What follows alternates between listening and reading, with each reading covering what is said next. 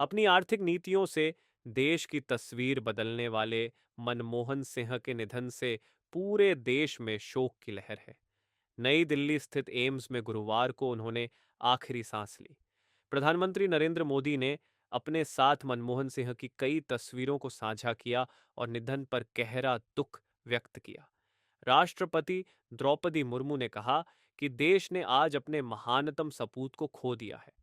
प्रधानमंत्री के रूप में मनमोहन सिंह ने जब यह कहने का साहस दिखाया था कि इतिहास उनके प्रति नरमी दिखाएगा, तब उन्हें मालूम था कि राजनीतिक रूप से तमाम सवालों से घिरे होने के बावजूद उनके साथ उनकी अपनी बेदाग छवि है।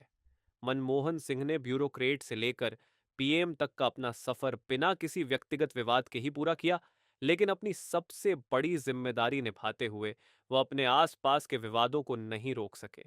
उन पर सबसे कमजोर प्रधानमंत्री होने के आरोप लगे।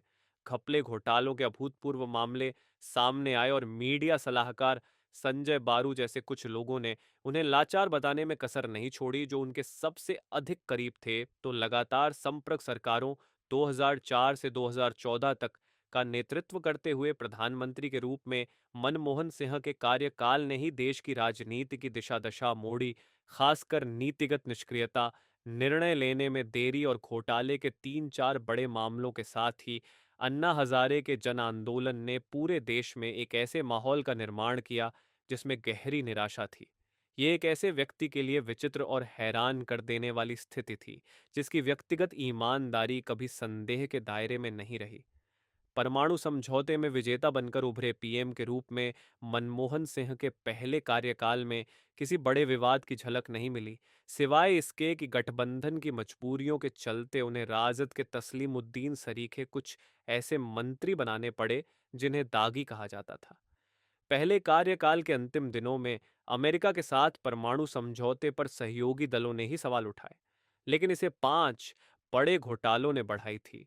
बेचैनी 2009 के आम चुनाव में अप्रत्याशित, लेकिन आखिरकार आसान जीत के बाद दोबारा पीएम बने मनमोहन सिंह के लिए दूसरा कार्यकाल उतना ही कठिन साबित हुआ, जब लगभग पूरे 5 साल वह घपले घोटालों के नए नए मामलों या उनमें हो रहे रहस्योद्घाटनों से परेशान और बेचैन रहे।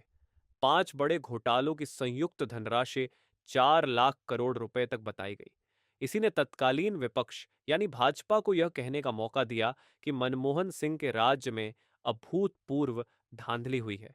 अपनों ने भी बनाई दूरी।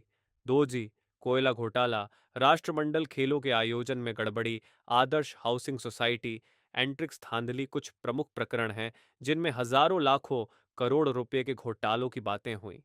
इसी दौरान लोकपाल की मांग को लेकर अन्ना हजारे के आंदोलन धरने ने जैसे मनमोहन सिंह की बतौर पीएम छवि ही नष्ट कर दी। जैसे जैसे माहौल उनके खिलाफ होता गया, वैसे वैसे उनके अपने उनके खिलाफ होते गए। जब राहुल 28 सितंबर 2013 को दागी सजा याफ्ता नेताओं को राहत देने के लिए लाए गए संपर्क सरकार के अध्यादेश को भरी प्रेस कॉन्फ्रेंस में फाड़कर तत्कालीन कांग्रेस सांसद राहुल गांधी ने पीएम के रूप में मनमोहन सिंह के प्रभाव और सम्मान को जाने अनजाने और सीमित कर दिया।